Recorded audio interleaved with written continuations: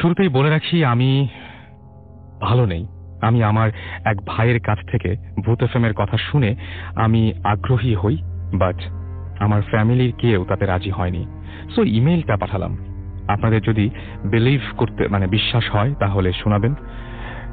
নাও ঘটনাটা কি? আমার অসুস্থতা বা খারাপ থাকার জন্য অনেক ডাক্তার দেখিয়েছি, বাট কোনো লাভ হয়নি। আমার বাবা মাকে খুব ভালোবাসতেন। তখন আমি খুব ছোট। আমার মা রোড অ্যাক্সিডেন্টে মারা যান। আমার বাবা দ্বিতীয় বিয়ে করেননি। আমার বাবা একজন বিজনেসম্যান। তাকে কিছুদিন পর পর দেশের বাইরে যেতে হতো। আমাদের বাড়িটা তখন আমি একা থাকতাম। আমাদের বাড়িতে 2টা ইউনিট। ফার্স্ট ফ্লোরে study room and others, second ফ্লোরে শুধু বেডরুম। কাজের বুয়াদের সেকেন্ড ফ্লোরে যাওয়া নিষেধ ছিল। একবার বাবা ব্যাংকক গেলেন। আমি পুরো বাড়িতে একা। নিচে কাজের বুয়ারা। একা একা থাকতে থাকতে আমার অবস্থা হয়েছে যে আমার ভালো কোনো ফ্রেন্ডও ছিল না। বেশ খারাপ অবস্থা ছিল। কারোর সাথে মিশতে পারতাম না। সারাক্ষণ একা একা থাকতাম আর কল্পনায় ফ্রেন্ড বানিয়ে খেলতাম। বেশিরভাগ সময় আমি আমার মাকে ফ্রেন্ড বানাতাম অ্যান্ড মনে মনে তার সাথে কথা বলতাম। মাকে আমি দেখিনি, বাট তার ছবি দেখেছি। একদিন আমার রুমে আমি শুয়েছিলাম। শরীরটা খুব একটা ভালো ছিল না। বেডে শুয়ে শুয়ে আমার পড়তে ইচ্ছে হলো, বাট বেড থেকে নামতে ইচ্ছা করছিল না। আমি মনে মনে আমার মাকে বললাম, বইটা দেবে? আমি একটু পরে দেখি আমার মৃত মা আমার দরজা খুলে রুমে আসলেন এবং আমাকে বইটা দিলেন। আমি তখন কোনো কথা বলতে পারছিলাম না, বাট আমি একটুও ভয় পেলাম না। মা আসলেন, বইটা দিলেন, চলে গেলেন। আমি কাউকে কিচ্ছু বলিনি। কিছুদিন পর বাবা তখনও আসেনি। আমি ঘুমিয়েছিলাম। হঠাৎ আমার মনে হলো কে যেন আমার মাথার চুলে হাত বুলিয়ে দিচ্ছে। তাকিয়ে দেখি আমার মা। আমি ভয় পেলাম না। মাকে বললাম, মা তুমি কেমন আছো? তিনি কোনো কথা না বলে চলে গেলেন। বেসিক্যালি এই হচ্ছে ঘটনা। আচ্ছা, ঘটনাটা হলো তখন আমি ক্লাস 9-এ পড়তাম চিটাগাংয়ের একটা হোস্টেলে। হোস্টেলটার নাম আমি বলতে যাচ্ছি না। একদম বলতে হবে না। হ্যাঁ, তো ওখানে অ্যাডমিশন নেওয়ার পর থেকেই যারা আমার ক্লাসমেট ছিল আর যারা হোস্টেলের যে মেয়েরা ছিল, মাসিরা ছিল যারা ওইখানে আয়া ছিল, কাজ করতো, তো তারা অলওয়েজ বলতো যে কেয়ারফুল থাকবা, একা কখনো রাতে বের হবা না। আমাদের রাতে মাঠে নামা নিষেধ ছিল। যে বলতো যে যাবা না, অ্যাটলিস্ট একা কখনো যাবা না, ফ্রেন্ড কাউকে না কাউকে নিয়ে যাবা। আর আমাদের রুমগুলো আলাদা ছিল আর বাথরুমগুলো আলাদা ছিল। সো বলতো যে কখনোই একা যাবা না, কাউকে না কাউকে অবশ্যই নিয়ে যাবা। তো আমাদের হোস্টেলটার একটু ডেসক্রিপশন আমি দেই। সেটা হলো কি 5 তলা ছিল। 1 তলা থেকে 3 তলা পর্যন্ত যে স্কুল ছিল, স্কুলের মেয়েরা থাকতো। 4 তলায় ছিল শুধু কলেজের মেয়েরা। 5 তলাটা একদমই বন্ধ ছিল। 5 তলাটাতে কেউই থাকতো না। ইভেন কেউ ওখানে যাওয়া হতো না, যাওয়া নিষেধ ছিল। তো নিষেধ থাকার কারণ হলো কি ওখানে একটা ঘটনা ছিল। আগে নর্মালি 5 তলা পর্যন্ত মেয়েরা ছিল। তো 5 তলার শেষে একটা রুম ছিল। ওই রুমে নাকি 4টা মেয়ে থাকতো। তো 4টা মেয়ে থাকার পরে কিন্তু আমাদের হোস্টেলে একটা রুলস ছিল যে 11টার মধ্যে লাইট অফ হয়ে যাবে। তো লাইট অফ হয়ে যাওয়ার পরে নর্মালি শুধু করিডোরের লাইটগুলো থাকতো আর বাথরুমের লাইটগুলো থাকতো, আর সব লাইট বন্ধ হয়ে যেত। তো এরকম লাইট অফ হয়ে যাওয়ার পরে ওই 4টা মেয়ের মধ্যে একটা মেয়ে একদিন রাতে মোম জ্বালায় ও পড়তেছিল। তো পড়তে পড়তে এক সময় সে ঘুমায় যায়। ঘুমায় যাওয়ার পরে মোমটা আর অফ করে নাই। সো মোমটা আস্তে আস্তে গলতে গলতে মশারিতে নাকি আগুন লেগে যায়। আগুন আস্তে আস্তে ছড়ায় পড়ে, বাট ও তো বুঝে না। তো বাকি 3টা মেয়ে হুলস্থুল করে বের হলো, ওই মেয়েটা নাকি বের হতে পারে নাই, সে ওখানেই মারা যায়। তো এইটা নিয়ে অনেক কিছু হয়েছে ফার্স্টে। তারপরে কিছুদিন বন্ধ ছিল রুমটা, তারপরে ক্লিন আপ করে আবার থাকা শুরু করে কিছু মেয়ে, বাট কেউই নাকি থাকতে পারতো না। সবাই কয়েকদিন পর পর ব্লক টিচারের কাছে গিয়ে বলতো যে থাকবো না। কেন? যে ভয় লাগে রাতে ম্যাম, আমরা দেখি যে কেউ হাঁটতেছে, কেউ বসে আছে, থাকবো না। তো কয়দিন এটা অনেকেই দেখেছে তার মানে। হ্যাঁ, অনেকেই। রাইট। কেউই থাকতে চাইতো না রুমটাতে। তো টিচাররা একসময় ডিসিশন নিয়ে একদম পুরাই 5 তলা বন্ধ করে দেয়, যে 5 তলায় কেউ যাবে না। তো ওইরকমই আমরা শুনি মাসিদের কাছ থেকে, যারা অনেক দিন ধরে কাজ করে ওখানে। তো ওরাও বলতো যে কখনো যাবা না। আর আমাদের যাওয়াটাও নিষেধ ছিল, এক ফ্লোর থেকে আরেক ফ্লোরে গেলে পারমিশন নিয়ে যেতে হতো, বাট যদি মানে পারমিশন ছাড়া কেউ যেত তো ওইটাতে আবার মানে টিচাররা দেখলে অনেক পানিশ করতো আর কি। তো যাক, আমরা 4টা ফ্রেন্ড অনেক ক্লোজ ছিলাম, 2জন দোতলায় আর আমি আর একটা ফ্রেন্ড 3 তলায় থাকতাম। তো অ্যানুয়াল এক্সাম শেষ, তো আমরা চিন্তা করলাম যে এখনো বাসা থেকে নিতে আসে নাই, তো কি করা যায়, সব মেয়েরা চলে যাচ্ছে হোস্টেল প্রায় ফাঁকা। তো তখন চিন্তা করলাম যে একটু অ্যাডভেঞ্চার করি, 5 তলা ঘুরে দেখে আসি, যেহেতু যাইনি কখনো। তো গেলাম, না প্ল্যান করলাম যে যাব 11টার দিকে, যেহেতু লাইট অফ হয়ে যায় 12টার দিকে যাব না, 1টার দিকে ওরা দোতলা থেকে 3 তলা আমাদের রুমে আসবে, এন্ড দেন তারপরে কিছুক্ষণ গল্প টল্প করার পরে আমরা তারপরে যাব। তো 1 ঘন্টা দিল, তারপরে ওরা আসলো, রুম নক করলো, আমরা খুললাম, তারপরে কিছুক্ষণ গল্প করার পর বের হলাম যে যাব। তো আমাদের হোস্টেলটা ছিল স্কয়ার শেপের, 4 তলা পর্যন্ত পুরোটাই স্কয়ার ছিল, বাট 5 তলাটা হাফ ছিল, মানে পুরোটা ছিল না। 5 তলায় যাওয়ার একটাই সিঁড়ি। তো আমরা গেলাম, 4 তলা ক্রস করলাম। 4 তলায় তখন কলেজের মেয়েদের ছুটি ছিল, তো 4 তলা একদমই বন্ধ ছিল। একটা কি 2টা করিডোরে লাইট জ্বলতেছিল, আর কেউই ছিল না, কিছুই ছিল না। তো তারপর 5 তলায় গেলাম। 5 তলা একদম পুরাই অন্ধকার, মানে কিছুই, কোনো লাইটই নাই। ইভেন আমরা ব্লকের লাইট জ্বালায় দেখার চেষ্টা করলাম যে লাইট কি জ্বলে কিনা, কিন্তু মানে কোনো লাইটই নাই, কিছুই নাই। তো আমরা 4জন হাত জড়জড়ি করে ধরে গেলাম, পুরা 5 তলা ঘুরলাম, দেন ওই রুমটার পাশে আসলাম, লাস্টের যে রুমটা যেটা নিয়ে এত স্টোরি। তো গেলাম, তো আমার 4জন ফ্রেন্ডের মধ্যে একজন বলল যে এইটাই সেই রুম যেটা নিয়ে এত কথা বলে। আমরা বলতেছিলাম কি যাবি, আমরা খুব মজার মুডে ছিলাম। তো ফ্রেন্ড বললো যে চল গিয়ে দেখি। খুব সারপ্রাইজিং দেখলাম যে রুমটা যে শিকল দিয়ে আটকানো, কোনো লক কিছুই করা না, কোনো তালা লাগানো নাই, জাস্ট শিকল লাগানো। তো ওই ফ্রেন্ডটা খুললো, খোলার পরে গেলাম, একজন করে ঢুকলাম। কেমন বাজে একটা গন্ধ ছিল, এটা আমি বলে বুঝাতে পারবো না। প্রচন্ড ঠান্ডা রুমটা, হ্যাঁ অনেক বেশি ঠান্ডা, যদিও অক্টোবরে ঠান্ডা থাকে, বাট এত ঠান্ডা থাকার কথা না। আচ্ছা। তো গেলাম, দেখলাম যে 4টা বেড, 4টা ডেস্ক ঠিক মতোই আছে। তো যাওয়ার পর আমরা দুষ্টামি করতেছিলাম, কেউ কি আছো দেখা দাও। তো একজন বললো যে প্ল্যানচেট করবা, এত কিছু করার দরকার নাই। তো এমনিতেই বলতেছিলাম কেউ থাকলে আসো, তুই না সবার সামনে আসো আসো, এরকম বলতেছিলাম। তো আমরা 5 কি 7 মিনিট ছিলাম, তারপরে মানে ওইটা বলার পরে আমরা নিজেদের মতো কথা বলতেছি যে এখানে ও এটা দেখছে, ওই মাসি এটা বলছে, এখানে নাকি এরকম হয়েছে। হঠাৎ যেটা জানলা ছিল বাইরের দিকে, যেটা মানে একদমই বাইরের দিকে, ওইটা ভিতরের দিকে না, 4 কোণা শেপের ছিল, বাইরের দিকে ছিল জানলাটা। জানলায় জাস্ট মানে মনে হলো কেউ জাস্ট একটা ধাপ করে একটা আওয়াজ হয়েছে, আর কিছুই না। ওই আওয়াজটা শোনার সাথে সাথে আমরা 4জন পুরা সাইলেন্ট, মানে হঠাৎ করে ভয়টা চলে আসছে যে এরকম কি। তো এমনিতেই ভালো লাগতেছিল না, পরে মানে ওইটা শোনার পর আরো বলতেছিলাম যে ওকে চলো চল যাই, অনেক হয়েছে, এরকম বলার পর তখন আর থাকতে ইচ্ছা করছিল না, ওই জায়গাটা ভালো লাগছিল না, করতেছিল না, বিকজ মনে হচ্ছিল যে কিছু একটা দেখতেছে, মানে কেমন জানি লাগতেছিল, ওই আওয়াজটা হওয়ার কথা না। এবং আপনি আমাকে ফোনে বলছিলেন যেভাবে যে মনে হচ্ছিল যে কেউ আপনাদেরকে লক্ষ্য করছে বা এরকম। ওই যে করিডোর, তারপর তাড়াতাড়ি বের হয়ে গেলাম, এন্ড করিডোর দিয়ে যখন আসতেছিলাম, করিডোরগুলো অনেক লম্বা লম্বা, করিডোর দিয়ে যখন আসতেছিলাম তখন মনে হচ্ছিল যে আমরা এত তাড়াতাড়ি বের হয়েছি যে আমরা দরজাটাও লক করি নাই, আর ওই শিকলটা দিয়েও আর লক করি নাই। তো মানে এত তাড়াতাড়ি বের হয়ে আসতেছিলাম যে মনে হচ্ছিল যে 5 তলা থেকে কখন নামবো। আচ্ছা। আর তখনই মনে হচ্ছিল যে মেবি কিছু একটা আসতেছে, কিছু একটা দেখতেছে, নর্মালি ভয় পেলে যেটা হয়। তারপরে কোনো রকমে নামলাম অ্যান্ড চারজন আমরা এত বেশি ভয় পেয়েছিলাম যে ওই দিন আর কেউ কোনো কথা বলি নাই কারোর সাথে। Just ওরা দুজন দোতলায় নেমে গেল, আমরা দুজন আমাদের রুমে চলে গেলাম। পরের দিন সকালে জাস্ট কথা হইতেছিল যে কি হলো, এটা মেবি যাওয়া উচিত হয় নাই, বেশি ফাজলামি হয়ে গেছে।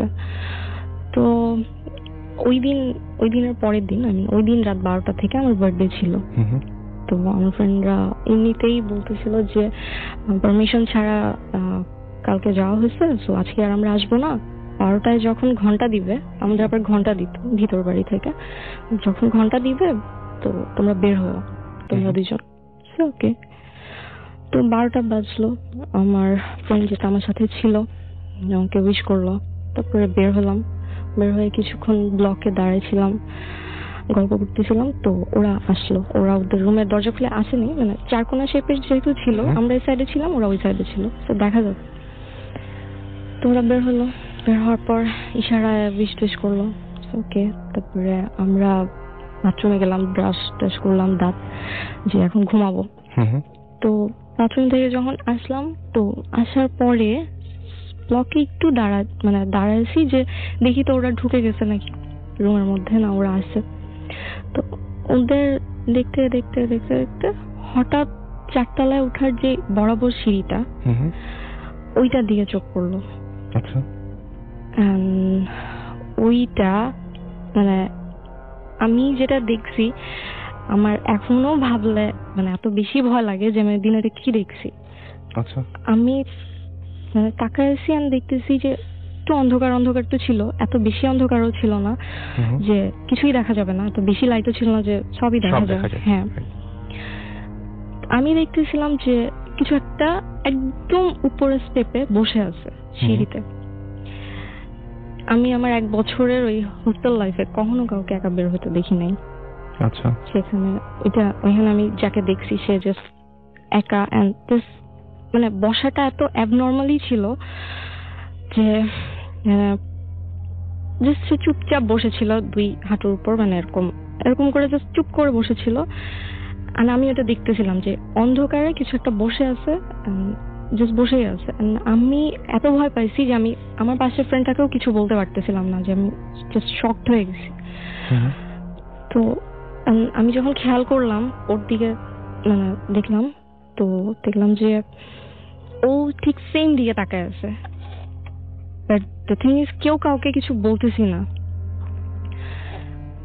ও জাস্ট আমার মানে গায়ে হাত দিল এন্ড বলল যে সুমাইয়া, আমি যেটা দেখতেছি, হ্যাঁ, ও আমাকে জাস্ট গায়ে হাত দিল আর বলল সুমাইয়া, আমি যেটা দেখতেছি তুইও কি সেটাই দেখতেছিস? আমি ওদিকেই তাকাইছি, আমিও বলতেছি যে হ্যাঁ আমি ওইটাই দেখতেছি, তুইও কি দেখতেছিস? বলে যে হ্যাঁ। আচ্ছা, দেখার পর জাস্ট মানে এত আপনারা দুইজনই, 2 ফ্রেন্ডই একসঙ্গে একই সাথে, হ্যাঁ। আচ্ছা, দেখার পরে আমি জাস্ট বললাম যে এটা কে? ও বললো যে জানি না। ও মানে এত বেশি কনফিউজ হয়ে গেছি দুইজনের, এত বেশি ভয় পেয়ে গেছি যে নড়তেও পারতেছিলাম না। আচ্ছা, তো আমার ফ্রেন্ডটা জাস্ট শুধু আমার একটা হাত ধরলো, টেনে রুমে নিয়ে গেল, রুমে নিয়ে গিয়ে দরজা আটকা দিয়েছে। দরজা আটকা দিয়ে ও এমন ভাবে কাঁপতেছিল, মানে আমিও কাঁপতেছিলাম। আমার জাস্ট একটা জিনিস মনে হইতেছিল যে, মানে আমি জানি না আমার কেন এটা মনে হয়েছে, আমি জাস্ট জোরে বলতেছিলাম যে চল অ্যাটলিস্ট একবার গিয়ে দেখে আসি। ও আমাকে ছাড়তেছিল না, ও বলতেছে যে না, তুই এই রুম থেকে বের হবি না, তুই এই রুম থেকে বের হবি না। ও আমাকে শেষ পর্যন্ত বের হতে দেয় নাই। সারা রাত আমি সূরা পড়ছি, আমার ফ্রেন্ড হিন্দু ছিল, ও ওটা করছে। সারা রাত ওই দিন যে কিভাবে সারা রাত পার হয়েছে বলতে পারবো না। তারপরে সকাল হওয়ার পরে ফ্রেন্ড যে দোতলায় যে 2টা ছিল ওদের বললাম যে এরকম এরকম। ওরা ফার্স্টে বিশ্বাস করে নাই, ওরা বলতেছিল যে ফাজলামি করতেছিস, ওই দিন আমরা করছি, এখন তোরা 2জন আমার সাথে করতেছিস।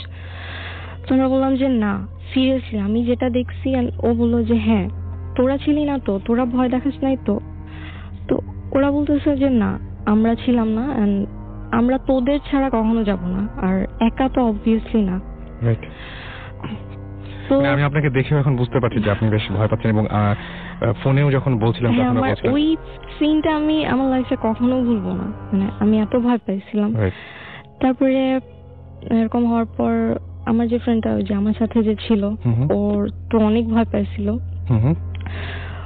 ওর খুব জ্বর চলে আসে। আচ্ছা।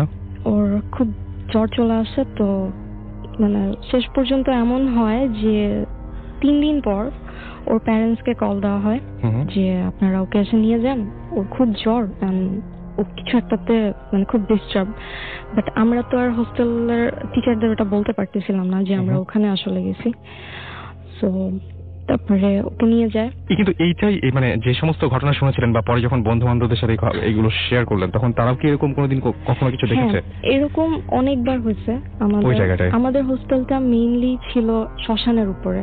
এইটাই আমি এটাই জানতে চাচ্ছিলাম যে আপনাদের হোস্টেলে যখন হয়েছিল তখন শ্মশানের উপরে ওইটা অনেক পুরানো একটা হিন্দু ফ্যামিলি, স্টিল তারা ওখানে আছে, এন্ড ওই হোস্টেলটাও আছে। ওই নতুন বিল্ডিংটা যখন করে তো সেটা একটা শ্মশান ছিল, সেটার উপরে করে।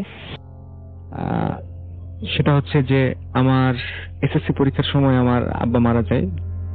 আব্বা মারা যাওয়ার পরে আমি ঢাকায় খালাম্মা খালুর কাছে মানুষ হয়েছি। এই পর্যন্ত আমি খালাম্মা খালু মানে আমার দেখাশোনা করেন। ওকে। তো আমি ঢাকায় আসার পর খুব অনেকদিন পর পর বাড়ি যাই। আর স্বাভাবিকভাবে আমি বাড়ি গেলে পড়াশোনা কম করি এবং আড্ডাটা বেশি দিই, এবং আমার বন্ধু বান্ধব প্রচুর, যে কারণে আম্মাও চায় না যে আমি বেশি বাড়ি আসি, মানে আমার জন্য যে ওখানে থাকলেই পড়াশোনা বেশি করবে। তো প্রথমে আমাদের গ্রামটার একটু বর্ণনা দিই যে চাঁপাইনবাবগঞ্জ জেলার লাস্ট স্টেশনটা হচ্ছে রহনপুর স্টেশন, মানে ওটার পরে ইন্ডিয়া, যার ফলে মানে আমাদের রহনপুর গ্রামে অসংখ্য পাগল দেখা যায়। মানে সম্ভবত ট্রেনে উঠে যাওয়ার পর ট্রেন আমাদের এখানে তো অনেকক্ষণ থাকে, ট্রেন 1-2 দিন থেকে যায়। যখন দেখে যে চলছে না তখন হয়তো তারা নেমে পড়ে, যার কারণে বিচিত্র রকমের পাগল কিন্তু মানে 2-1 মাস পর পরই সেখানে দেখা যায়। তো রহনপুর বড় বাজার যেটা, সেখানে একজন পাগল ছিলেন, ওর নাম হচ্ছে সামু পাগল। আমরা স্থানীয়ভাবে তাকে সামু পাগল বলি। তো সামু পাগল ওর হচ্ছে যে পাগলরা সাধারণত একটু অপরিষ্কার হয়, এবং মানে চুল অপরিষ্কার হয়, দাড়ি অপরিষ্কার করে না ঠিক মতো। কিন্তু ওটার সে বিপরীত ছিল। আচ্ছা। সুদর্শন ছিল চেহারা, মানে ফর্সা, মুখ ভর্তি কালো দাড়ি, আর চুলও অনেক ঘন এবং খুব বড় না, কিন্তু মানে ঘনত্বের কারণে মনে হতো যে অনেক মানে অনেক বেশি চুল। এবং আমি দেখেছি ওনাকে যে উনি বসতো মুনি ঋষিদের মতো, মানে চালচলনে একটা আভিজাত্য ছিল, এবং মানে পাগলরা পাগলামি করতো, কিন্তু পাগলামি করতে আমি কখনো দেখি না। রহনপুর বড় বাজার যেটা, মানে বাজারে একটা, ওই বড় বাজারে সিলেক্টিভ 5 থেকে 6টা দোকানে সে নিয়মিত বসতো, আর ওখানেই থাকতো, ওখানেই ঘুমাতো। বাজারের যে ছাউনিগুলো, যে দোকানগুলোতে বসে থাকতো, তো বসতো। আবার মুনি ঋষিরা ধ্যান করে যেভাবে, ঠিক ওইভাবে বসতো, আর বিড় নিজে নিজে কি বলতো। আর সিগারেট খেত খুব, সবসময় হাতে দেখতাম সিগারেট। ওই নির্দিষ্ট কয়েকজন লোকের কাছে চাইতো কিছু, কেউ দিলে খেত, না দিলে খেত না, এবং উপদ্রব করতো না সে। ওকে। এই কারণে তাকে মোটামুটি এখনো আমার মনে হয় যে সবাই খুব বেশি সমাদর করে বা সবাই তাকে পছন্দই করে বলা যায়। আমি আব্বার মৃত্যুর পর খালু আমাকে ঢাকায় নিয়ে চলে আসে, আমি ঢাকার বিসিএসসি কলেজে ভর্তি হই। একবার প্রায় 1 বছর পরে আমি বাড়ি এলাম। ওকে। বাড়ি যাওয়ার পরে নাইট কোচে বাড়ি গেছি। সকালবেলা পৌঁছে যে রেস্ট নিয়ে বিকেলবেলা বের হয়েছি। বিকেলবেলা বের হয়ে বন্ধুদের সাথে আড্ডা, এবং আমি মানে এখন পর্যন্ত এখনো বাড়ি গেলে আমার প্রচন্ড বকা খাই এবং প্রচুর রাত করি, মানে রাত হয়ে যায়। তো তখন আড্ডা দিতাম। আমাদের ওখানে একটা সিনেমা হল আছে, মুক্তাশা সিনেমা হল। ওই সিনেমা হলে আমরা প্রত্যেক মানে বন্ধুরা আড্ডা দিই সবাই, এবং রাত হয় অনেক। তো একদিন আড্ডা দিতে প্রায়, এটা হচ্ছে 2000 সালের ঘটনা। 2000 সালে ঘটনা। তখন আমি কলেজে দ্বিতীয় বর্ষে পড়ি। আচ্ছা। তো আড্ডা দিলাম অনেকক্ষণ আড্ডা দেওয়ার পরে আমি বাড়ি যাব। রহনপুরের সবচেয়ে সুন্দর এবং বড় কবরস্থানটা হচ্ছে খোয়াড় মোড় এলাকায়। খোয়াড় মোড় মানে ওইখানে এক সময় খোয়াড় ছিল, মানুষজন বসবাস কম ছিল, ওই গবাদি পশু গরু ছাগল যে জেলখানা যেটা, আচ্ছা, সেটা খোয়াড়। তো ওই জন্য ওই জায়গাটার নামকরণ খোয়াড় মোড়। তো এই খোয়াড় মোড়ে আমাদের নতুন বাড়িটা, ওই বাড়িতে আমরা এখন থাকি। তো ওই সবচেয়ে সুন্দর বড় কবরস্থানটা পরিষ্কার পরিচ্ছন্ন খুব, এবং কবরস্থান সম্বন্ধে আর যা যা থাকে যে খুব ভয়ঙ্কর এটা সেটা আমাদেরটা সেটা না, আমাদেরটা হচ্ছে খুব পরিষ্কার পরিচ্ছন্ন এবং খুব চমৎকার একটা কবরস্থান। তো ওইখান থেকে আমার বাড়ি যেতে হেঁটে যেতে 5 মিনিট লাগে। আচ্ছা, ওইখান দিয়ে যেতে হয়। তো রাত 12:30 একটা প্রায় বেজে গেছে আড্ডা দিতে দিতে। আমি যাচ্ছি, আমি গেলাম কবরস্থানের পাশ দিয়ে। তো সামো আসছে, সে নির্দিষ্ট কয়েকজনকে যে পছন্দ করতো, তো ওর মধ্যে আমি একজন ছিলাম। আচ্ছা। তো সামো এসে বলছে যে টাকা দে। আমি আবার তুই বলতাম ওকে। তুই বলতাম, আসলে বলাটা আসলে ঠিক না, কিন্তু বলতাম কেন জানি। বলছে যে টাকা দে। তো আমার তাকে ভালো লাগতো, কারণ সে একটা পাগল, কিন্তু ওই যে মনির ঋষিদের মতো চলাচল, কোনো পাগলামি করে না, পরিষ্কার পরিচ্ছন্ন, এবং দীর্ঘদিন থেকে তাকে দেখে আসছে ছোটবেলা থেকে। প্রায় 20 বছর একই জায়গায় ছিল, যার ফলে একটা মায়া মমতা কাজ করে তার প্রতি। আমি অনেকদিন পরে বাড়ি গেছি, আমি দিলাম টাকা দিয়ে পরের দিনও বিকেল বেলা বের হয়েছি, 1টা-2টা পর্যন্ত ঘুমাই। রাত থাকে না বাড়ি থেকে গেলে কোনো। আর আম্মাও বকাঝকা তখন একটু কম করে, ভাইয়া একটু বকাঝকা করে। তো আবার আড্ডা দিয়েছি, ঘোরাফেরা করেছি। আমার কোনো বন্ধুর বাড়ি মানে খোয়াড় মোড়ে না, বিভিন্ন জনের বিভিন্ন জায়গায়। ওকে। তো আমি আবার বাড়ি আসছি 12:30-1টা। আর তখন কবরস্থানটা মানে এখন সেটা বাউন্ডারি দেওয়া হয়েছে এবং পর্যাপ্ত লাইট লাগানো হয়েছে, তখন এটা ছিল না। ওকে। এবং ওইখানকার মোড়টাতে অনেক ক্লিনিক হয়েছে এখন, তো ক্লিনিক গুলো ছিল না, একদম ফাঁকা জায়গা ছিল ওটা। আমি আসছি, আস্তে আস্তে কবরস্থানের পাশ দিয়ে আসছি, আবার সামো আসছে। সামো এসে বলছে যে টাকা দে। আমি কিছু মনে করিনি, আমি দিলাম, চাইতে পারে, স্বাভাবিক। বাসায় চলে গেছে, বাড়িতে চলে গেছে।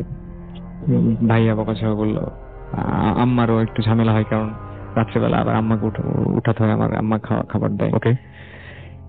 পরের 2-1 দিন আসছি, কোনটা 2-1 দিন আমি আর দেখি নাই তাকে। তারপরে একদিন আমি আসছি, এসে ঠিক কবরস্থানটার পাশ দিয়ে যাচ্ছি, তখনও 1টা-1:30 বাজে। তো মানে কান্নার আওয়াজ, হু হু হু করে কান্নার আওয়াজ। তো আমি চিন্তা করলাম যে এখানে মানে কাঁদছে কে। তো দেখলাম যে সামো, ওই এখন যেখানে গেটটা বানানো হয়েছে ওর পাশে, সে ওই মানে জড়সড় হয়ে বসে কাঁদছে। আমি আবার তার পাশে গেছি। পাশে গিয়ে আমি বলছি যে কি ব্যাপার, কাঁদছিস কেন? তো ও কিছু বললো না, ও কিছু না বলে আমি যেদিক দিয়ে আসছি সেই দিকে চলে গেল, মানে বাজারের দিকে গেল। আমি আবার ওর বিপরীত দিকে আমার বাড়ি। আমি আর কিছু বললাম না, আমি তখন আমার বাড়ির দিকে যাচ্ছি। তো একটা কাঠের মিল আছে আমার বাড়ির সামনে, তো ওটার কিছু দূর আসা মাত্র হঠাৎ দেখি সে আবার আমার সামনে। আমি আবার একটু অবাক হলাম যে কি ব্যাপার, ও চলে গেল, আসলাম এখন আবার সামনে আসলো। অবাক হয়েছি, কিন্তু প্রশ্ন জাগে নাই মনে, কারণ সব বিষয়গুলো আমার কাছে স্বাভাবিক মনে হয়েছে। সে বলছে যে আমার খুব ঠান্ডা লাগছে, আমাকে একটা সাদা চাদর দিতে হবে। আমি সাদা চাদর, ঠান্ডা, তখন গরমের সময়। তো আমার মানে এখন যেটা মনে হয়, যেমন একটু আগে যে গল্পটা বলছিলাম যে ওই মহিলার হাসি, তো শামুর চোখ দুইটা মানে কেমন একটা মমতা, মানে সে চাচ্ছে। তো চোখ দুটো আমার খুব মনে পড়ে। তো আমি তখন বললাম যে আচ্ছা ঠিক আছে, দিব, যা, ঠিক আছে দিব বলে আমি বাড়ি চলে গেলাম। তারপরের দিন বিকেল বেলা বন্ধুদের সাথে আড্ডা দিচ্ছি, আমার বন্ধু রাজু, তাজ, এরা সবসময় আড্ডা দিই একসাথে। বসে আড্ডা দিচ্ছি, আড্ডা দেওয়ার সময় বলছি যে আবদারটার কথা বললাম সামুর, যে সামুর সাথে এরকম দেখা, 2 দিন টাকা দিলাম, এখন আবার ওর নাকি ঠান্ডা লাগছে, সাদা চাদর নেবে। কথা বলা মাত্র ওরা হাসতে লাগছে। তো মানে আমি কিছু বুঝে উঠতে পারছি না, প্রচন্ড হাসছে তারা, যে কি ব্যাপার, হাসছিস কেন? তো ওরা ফাজলামি করতে শুরু করলো আবার, যে কি পেয়েছে তোর কাছে? আমি বললাম যে চাদর। কত টাকা দিয়েছিস তুই? আমি কত টাকা দিয়েছিলাম মনে নেই আমার, বললাম যে হ্যাঁ দিয়েছি, এটা সেটা। ওরা আরো হাসছে। তো আমি যখন সিরিয়াস হলাম যে কি ব্যাপার, মানে ঘটনাটা কি বল, তখন বলছে যে সামু তো প্রায় 7-8 মাস আগে মারা গেছে। তো মানে এই কথা শুনে মানে আমিও বুঝতে পারছি না যে মানে ওরা কি আমার সাথে তাহলে কি ফাজলামি করছে নাকি। সেটাই, কারণ আপনার সাথে সামুর তার আগে কয়দিন দেখা হয়েছে? মোট আমার মোট 3বার দেখা হয়েছে, এবং 2বার টাকা চেয়েছে, 1বার চাদর চেয়েছে। মাঝখানে শুধু 2 দিন দেখা হয় নাই তার সাথে আমার, মানে 4-5 দিন। প্রত্যেকবার কি গোরস্থানের সামনে দেখা হয়েছিল? প্রত্যেকবার গোরস্থানের সামনে, এবং লাস্ট একবার যে কাছে। কিন্তু আমি তাকে গোরস্থান থেকে আসতে দেখিনি। আচ্ছা, মানে তার আসাটা হয়েছে হঠাৎ, সে কোথা থেকে কোন দিক থেকে আসছে এটা আমার মনে হয়নি। আর মনে হয়নি এই কারণে যে একটা পাগল মানে আসতে পারে, আমার কাছে সেটা মনে হয়েছে। তো ওরা যখন বললো যে মানে সামু মারা গেছে, তখন আমি আমার ঘটনাটা মেলাতে পারলাম না, তখন আমি মানে কাউকে বিশ্বাস করাতে পারলাম না যে বিষয়টা আসলে আমার সাথে এই ঘটেছে। তো আমি তাদেরকে সব ঘটনা খুলে বললাম। ওদের মধ্যে হয়তো কেউ বিশ্বাস করলো, কেউ করে নাই। কিন্তু এখন পর্যন্ত আমি যখন মানে যাই বাড়িতে, তো অনেকেই নাকি, আমি নিজেও শুনেছি, আমাদের এক কাকা আমাদের এই পাড়ার, উনিও বলেছেন আমাকে যে সামুকে নাকি মানে ওকে দাফন করা হয়েছে আমাদের কবরস্থান, মানে রহনপুর কবরস্থানে, খড়মোর কবরস্থানে। তো দেখা যায় নাকি যে সামু ওই কবরের উপরে বসে জিকির করছে। আচ্ছা, তো এই ঘটনাটা মানে আমিও চাই যে এটা কেউ যদি ভুল প্রমাণ করে দিতে পারতো আমাকে, যে না তুমি ভুল দেখেছো, বা তোমার এই জিনিসগুলো ঘটেনি আসলে। হ্যাঁ, যে আসলে আপনি অনেক খুশি হতেন। আমিও অনেক খুশি হতাম। যে আমার ভয় লেগেছে বা আমি খুব ভয় পেয়েছি বা আমার খুব খারাপ লেগেছে না, আমার ভালো লেগেছে যে একটা মানুষ দেখা দিয়েছে আমার কাছে কিছু চেয়েছে, আমার সেটা মানে ভিতরে ভালো লেগেছে। কিন্তু যখন মানুষ বলে যে না এসব কিছু না, এটা তুমি ভুল দেখেছো, এখন দেখেছি তো আমি, বুঝবেন আপনি, মানে একদম আপনি কি করে বুঝবেন যে আমি ভুল দেখেছি না ঠিক দেখেছি? দেখেছি তো আমি, এবং আমি দেখেছি, আমি সামুকেই দেখেছি এবং সে এসেছে। এবং আমিও চাই যদি কেউ এটা প্রমাণ করে দিতে পারে যে না আসলে তুমি দেখোনি, কারণ আমার কাছে তো এখন এটা রহস্য হয়ে আছে যে কেন আপনি একদমই বিলিভ করতেন না ব্যাপারগুলো, যে এরকম হতে পারে বা এই ধরনের কিছু। সুতরাং এমন না যে মানে একটা জিনিস পরপর 3বার ঘটেছে আপনার কাছে, এবং আপনি জানতেন না যে লোকটা জীবিত না মৃত? হ্যাঁ, আমি জানতাম না, কারণ হচ্ছে যে একটা পাগল বেঁচে আছে না মারা গেছে, এটা একটা বন্ধুদের আড্ডার ভিতরে এটা একটা কোনো ইম্পর্টেন্ট বিষয় না। তো যখন আমি শুনলাম যে প্রায় 7-8 মাস আগে সামু মারা গেছে, তখন মানে আমি ঠান্ডার হয়ে গেছেন যে এটা কিভাবে সম্ভব হলো। আমি কি বলবো, মানে বোঝাতে পারছি না যে এটা কি করে সম্ভব। যদি আসলে প্রত্যেকের জীবনে এরকম একটা করে ঘটনা ঘটতো, তাহলে হয়তো বোঝানো যেত যে না ভাই যা দেখেছি, মানে এটা বলে বোঝানো যাবে। সরাসরি চলে যাব ঘটনায়, এবং এটা হচ্ছে 2 এপ্রিল 2011 ঘটনাটি। আমি আসলে সাঁওতাল সম্প্রদায়ের একজন মেয়ে, তো সেইভাবে আমাদের নিজেদের কমিউনিটির ভিতরে, আমাদের সংস্কৃতির ভিতরে কিছু কিছু ব্যাপার আছে যেগুলো হয়তো বা অনেকে জানেন না। তো আমি ভূত এফএম যেহেতু শুনি, সেই জন্য আমার মনে হয়েছে যে এই ধরনের কিছু ঘটনা আমি হয়তো শেয়ার করতে পারি। বিশেষভাবে কিছু কিছু ব্যাপার ছিল, যেমন রহনপুরের একটা কাহিনী ছিল, যে কাহিনীটাতে ছোট ছোট কিছু বামুন টাইপের লোকের কথা বলা হয়েছিল। তো যে কারণে আমার মনে হয়েছে যে আসলে এটা আমি জানি এই ব্যাপারটা। তো আমি কিন্তু মানে সত্যি কথা বলতে কি, যে আমি প্রথমে যখন রহনপুরের ঘটনাটা আপনি বলছিলেন না, ওটা আমি প্রথমে যখন শুনেছিলাম আমার কাছে খুব আজব লেগেছিল যে এমনও হয় নাকি, এটা কিভাবে সম্ভব। কিন্তু যখন আপনি বলছেন, শুধু আপনি না আরো অনেকেই আমাকে ইমেল করলেন এবং ইমেল করে এই ঘটনাগুলো বললেন, তো এই ব্যাপারটা কি বলেন তো, এই যে সবাই যে বামন দেখেন, হ্যাঁ, এটা কি ব্যাপার? আমি একটু বলবেন? আমার ইমেলে আমি নামটা উল্লেখ করেছিলাম। আমরা এইগুলোকে বলি গুড্রবঙ্গা। অ্যাকচুয়ালি বঙ্গা শব্দটার অর্থ হচ্ছে যে দেবতা। এটা অ্যাকচুয়ালি নেগেটিভ সেন্সেও বলেন বা ভালো দেবতা, তাও আমরা বঙ্গা বলি, it's like a common word. তো গুড্রবঙ্গার ক্ষেত্রে অ্যাকচুয়ালি অপদেবতা যদি বাংলা করতে চাই, বিকজ ওই ভদ্রলোক যিনি রাস্তায় দেখেছিলেন ছেলে মেয়েদের বাচ্চার মতো দেখতে, আমি পরবর্তীতে আমার মা এবং অন্যান্য ফ্যামিলি মেম্বার যারা ওল্ড তাদের কাছ থেকে আমি ব্যাপারগুলো আরো ক্লিয়ার করে নিয়েছিলাম আপনি ফোন করার পর অ্যাকচুয়ালি।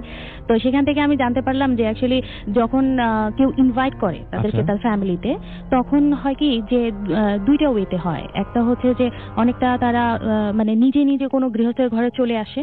হ্যাঁ, এটাও হয়, মানে এটাও হয় তারা নিজেরা চলে আসে জাস্ট ফর শেল্টার টাইপের। এটাতে কোনো রিচুয়াল কোনো কিছু দরকার নাই, এটাতে রিচুয়াল কোনো কিছুই দরকার নাই।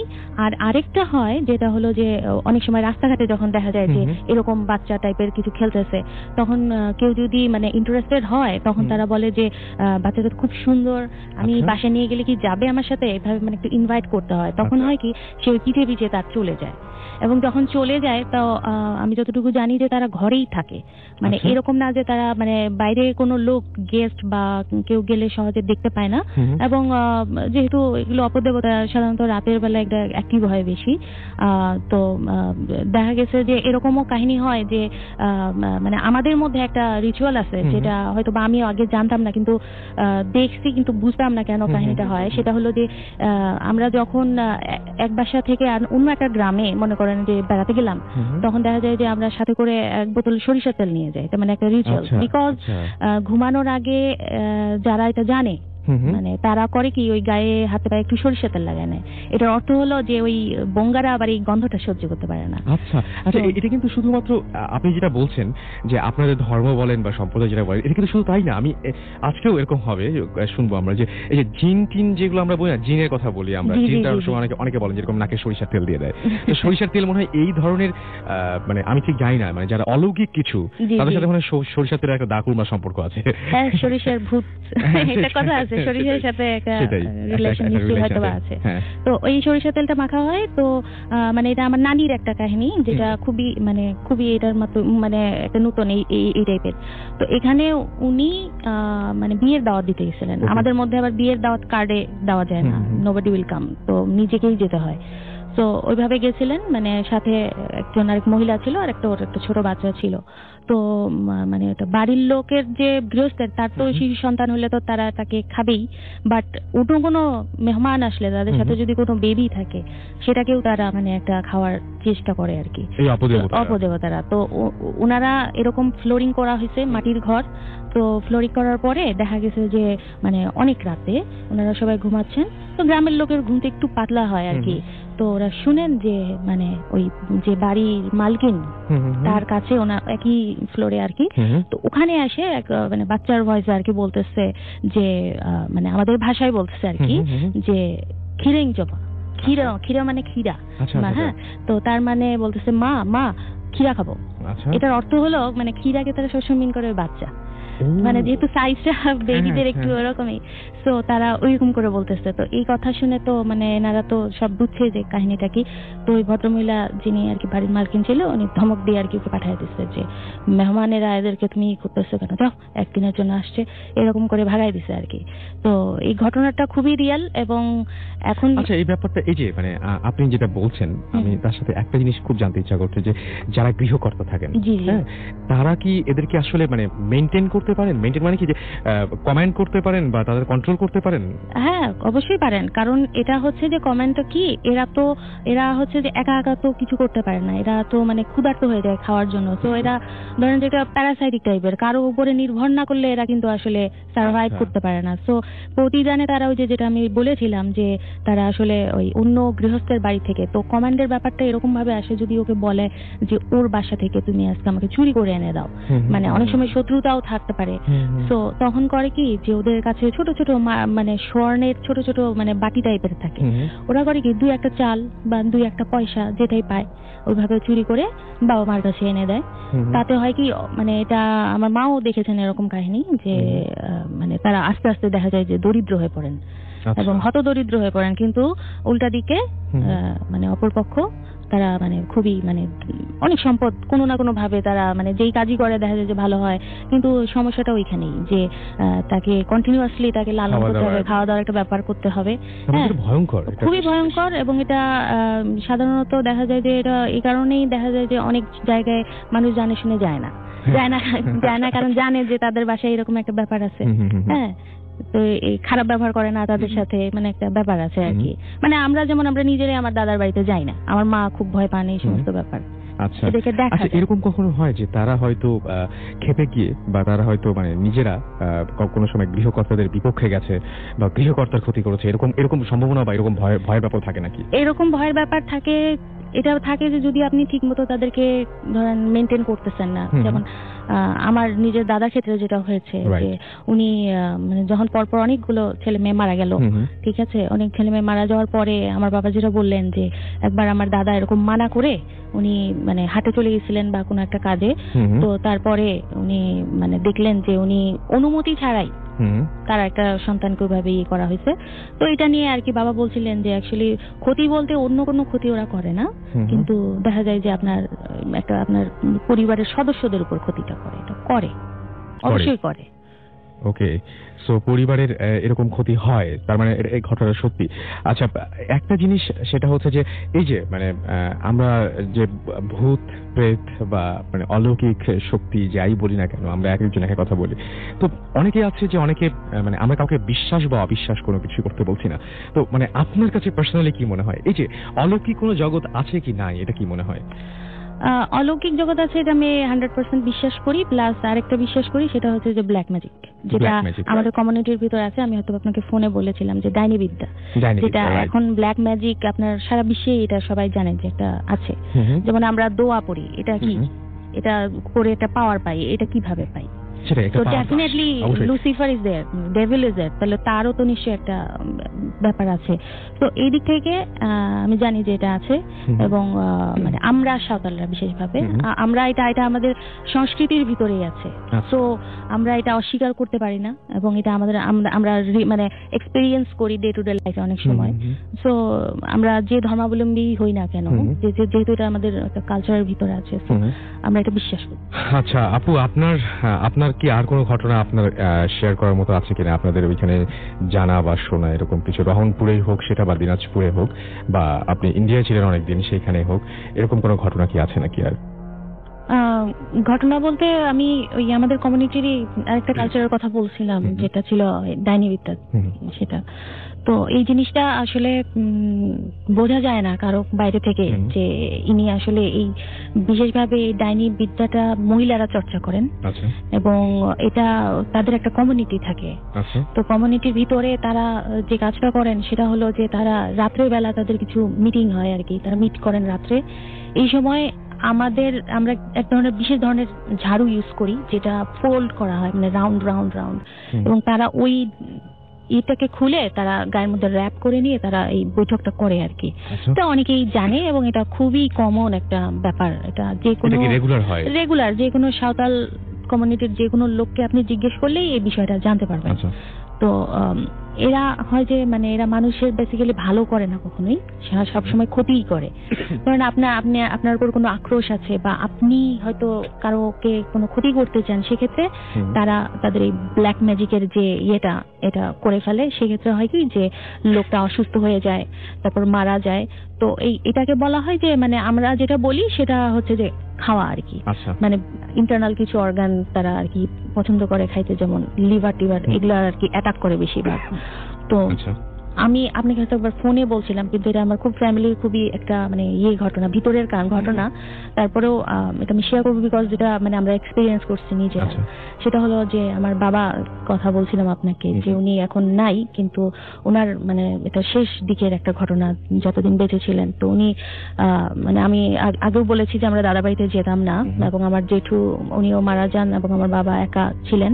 তো বাবা চিন্তা করলেন জেঠু মারা যাবার পরে যে মানে বিষয় আশয়গুলো ভাবে পড়ে আছে, কেউ তো নাই আর দেখার, তো এগুলোকে একটু বিলি বন্দোবস্ত করে তারপরে এগুলা ঠিকঠাক করে রাখা উচিত, এটা মনে করে উনি গেলেন দিনাজপুর থেকে গাইবান্ধা গেলেন। তো গাইবান্ধা যাওয়ার পরে এই জিনিসটা কিন্তু তার যে ওখানে শরীক বা অন্যান্যরা ছিলেন, হ্যাঁ, এটা তারা সহজভাবে নেন নেই। সহজভাবে নেই এবং তাদের ভিতরে যে এই ধরনের একটা ব্ল্যাক ম্যাজিকের টেন্ডেন্সি আছে এটা আমরা জানতাম, বাট এটা যে এরকম ভয়ঙ্কর কিছু হয়ে যাবে এটা আর আমরা কেউ ভাবিনি। এবং এখানে কাজকর্ম সেরে আসার পরে বাবা ফিরে আসার পর থেকে অসুস্থ হয়ে পড়েন। মানে অসুস্থতাটা এমন যে মানে উনি মানে খুব তাড়াতাড়ি ওনার মানে শারীরিক অবস্থার অবনতি হতে থাকে। তো সেক্ষেত্রে ডাক্তারের চিকিৎসা তো চলছিল, কিন্তু যেহেতু আমরা জানি যে এরকম একটা ব্যাপার আছে, তো আমি দেখেছি যে বাবা যেদিন মারা যান সেদিন পর্যন্ত আমাদের বাসায় একজন কবিরাজ ছিলেন, মানে কনসাল্টিং এর জন্য, প্লাস অন্যান্য জানি না বিভিন্ন ধরনের কর্মকাণ্ড চলছিল। মানে ওনারা জানতেন যে বিষয়টা এরকম হচ্ছে। কিন্তু বাবা মারা যাওয়ার পরে যেটা আমরা জানতে পারি, মানে পরে মা আমাদেরকে বলেন, মাও আমাদের কাছে বলেন না এই বিষয়টা, সেটা হচ্ছে যে বাবা ছিলেন ডায়াবেটিসের রোগী, যার কারণে তাকে মাঝে মাঝে রাত্রে উঠতে হতো। তো গ্রাম ছিল, তো মানে টয়লেটটা ছিল বাইরে, তো উনি প্রায় মাঝে মাঝে উঠতেন। তো একদিন মানে উনি ওইভাবে মানে রাত প্রায় 2টা-2:30টার দিকে, গ্রাম তো মানে এটা তো গভীর রাত, তো উনি ওই সময় মানে হাঁপাতে দৌড়াতে পাশের মানে গ্রামে, মানে একটা পাড়ার মতোই, ওখানে আমার আবার মামার শ্বশুর বাড়ি, তাদের বাসায় গিয়ে মেইন দরজায় খুব মানে ধাক্কাধাক্কি। তো সেই সময় উনি আর কি মামার যে শ্বশুর মশাই উনি উঠে আসে, জিজ্ঞেস করেন, মানে দরজা খুলে দেখে যে আমার বাবা এরকম হাঁপাইতেছে। তখন জিজ্ঞেস করে যে কি হয়েছে, তখন বলে যে ঘরে ঢুকানোর পরে বলে যে আমি এরকম উঠছিলাম, তো দেখি যে উঠানের উপরে এরকম বসছে, সভা বসছে ডাইনিদের, হ্যাঁ, এবং তারা সবাই মিলে একযোগে আমাকে তাড়া করছে এবং তাদের তাড়া খেয়ে আমি এখানে চলে আসছি। তো তারপরে তো সে আর ভয়ে যাইতে পারে না বাবা, সে ওনাকে নিয়ে আসে রাতে। নিয়ে আসার পরে তো মানে এই জিনিসটা উনি তো দেখে ফেলছে, প্লাস একটা আক্রোশও ছিল হয়তো বা, তারপর থেকেই তারা মানে বলে দিছিল যে 3 মাস উনি বাঁচবেন, তারপরে আর বাঁচবেন না, এবং এক্স্যাক্টলি আফটার 3 মান্থস উনি মারা গেছিলেন।